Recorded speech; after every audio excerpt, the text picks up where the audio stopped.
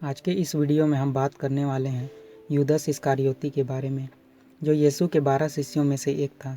जैसे ही यूदस इस्करियोती का नाम लिया जाता है, वैसे ही लोगों के मन में एक धोखेबाज की छवि उभर आती है और यही बात याद आती है कि उसने यीशु का चुंबन कर उसे पकड़वा दिया था। लेकिन क्या हमें यूदस इस्करियोती को हेय दृष्टि से देखना चाहिए? क्या हमें उसका सम्मान नहीं करना चाहिए?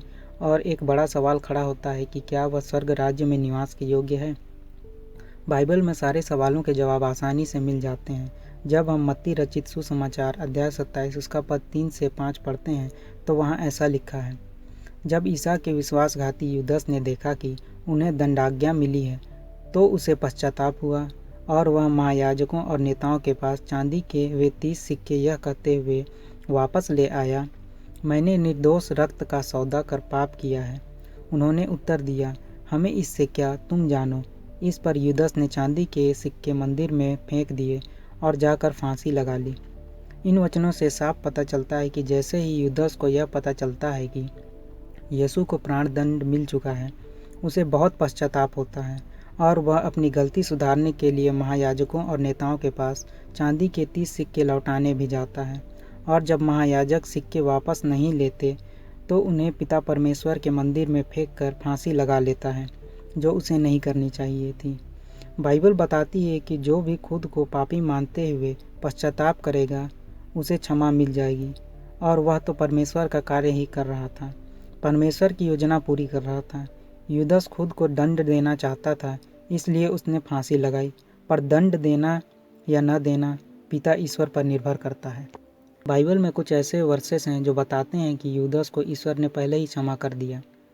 जब आप लूका रचित सुसमाचार अध्याय 22 पद 30 पढ़ेंगे तो वहाँ लिखा है कि तुम मेरे राज्य में मेरी मेज पर खाओगे पियोगे और सिंहासनों पर बैठकर इजराइल के 12 वंशों का न्याय करोगे। यह शब्द प्रभु ने तब कहे थे जब वे पास्का भोज कर रहे थे और सभी 12 चेले साथ थे। लेकिन आप एक ऑब्जेक्शन जरूर उठाएंगे कि वहाँ तुम सब तो नहीं लिखा है, वहाँ तो तुम मेरे लिखा है। तो कैसे माने कि यूदस इस्करियोती स्वर्ग में निवास करेगा? आपका सवाल उठाना स्वाभाविक है, लेकिन वहाँ यीशु ने ऐसे शब्दों का भी प्रयोग नहीं किया जो यह बताते हैं कि यूदस इस्करियोती को छोड़कर सभी चेले उसकी मेज पर बैठेंगे। एक ऐसी बाइबल वर्स है जो बताती है कि यूदस इस्करियोती 100% स्वर्ग में होगा। जब हम प्रकाशना ग्रंथ अध्याय 21 उसका पद 14 पढ़ेंगे, जब नवीन यरूशलेम का दर्शन स्वर्गदूत यूहन्ना को देता है तो वहाँ ऐसा लिखा है, नगर की दीवार नींव के 12 पत्थरों पर खड़ी थी और उन पर मेमने के 12 प्रेरितों के नाम अंकित थे।